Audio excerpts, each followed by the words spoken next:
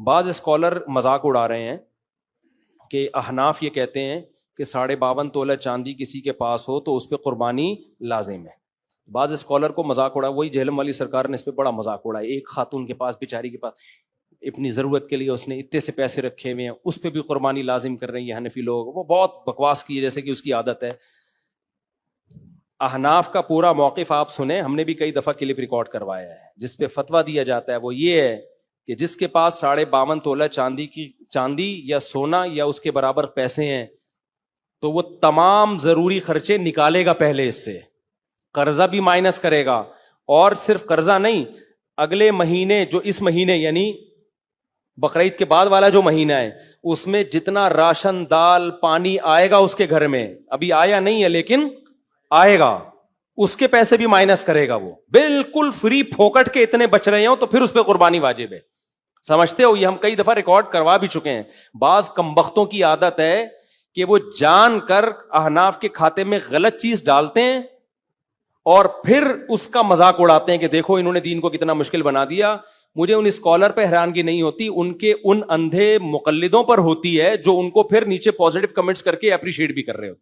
کچھ دن پہلے ایک بندہ آیا تھا نا, اس نے کہا احناف کا یہ قول ہے کہ 2.5 سال تک ماں اپنے بچے کو دودھ پلا سکتی, کہاں لکھا ہوا ہے؟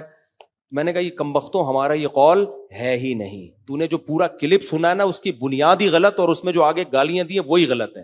فتویٰ احناف میں اسی قول پر ہے کہ 2 سال کے بعد نہیں پلا سکتی. تو یہ خود ہی الزام لگاتے ہیں جھوٹے, پھر اس پہ خود ہی بیٹھ کے وہ کرنا شروع کر دیتے ہیں.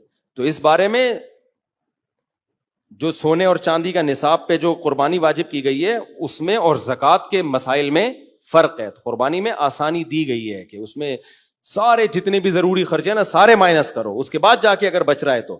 پھر بھی اگر خاتون کہیں کہ میرے پاس جو ہے سونا مجھے بیچنا پڑے گا, تو بھائی سونا تو کیش اماؤنٹ ہے نا, کیش ہی تو ہے, تو اس کو بیچا ہی جاتا ہے, اور کیا کیا جاتا ہے, اور کیا کرنا ہے اس سونے کا, ٹھیک ہے نا. یہ ایسا ہی ہے جیسے ڈالر رکھے ہوئے ہوں, اس کا مطلب مجھے اپنے ڈالر میں سے پیسے نکالنے پڑیں گے, تو ڈالر بھی تو پیسہ ہی ہے. یہ تو پھر سوال پیدا ہوگا, کسی کے پاس کیش اماؤنٹ پڑا ہوا ہے تو کیا مجھے اپنے کیش میں سے دینا پڑے گا؟ نہیں آئی بات. یعنی میرے پاس جو پیسے پڑے ہوئے ہیں اس کے اندر سے مجھے پیسے نکالنے پڑیں گے قربانی کے لیے, یہ تو وہ کم ہو جائیں گے پیسے پھر. تو اور کہاں سے دیے جاتے ہیں؟ تو پیسہ ہو, چاندی ہو, سونا ہو, یہ ایک ہی چیز کے 3 نام ہیں. ڈالر ہو, یورو ہو, یہ سب ایک ہی چیز کے مختلف نام ہے. اگر کوئی کہہ رہے, عورت کہہ رہی میں نے سونے کی ٹکیا آڑے وقت کے لیے رکھی ہوئی ہے, تو صرف سونا نہیں آڑے وقت کے لیے رکھا جاتا, کرنسی بھی آڑے وقت کے لیے رکھی جاتی ہے, پلاٹ بھی آڑے وقت کے لیے رکھے جاتے ہیں. تو آڑا وقت آئے گا تو ہم کہیں گے لازم نہیں ہے, جب تک آڑا وقت نہیں آیا تو ترچھے وقت پہ ترچھا وقت آ چکا ہے.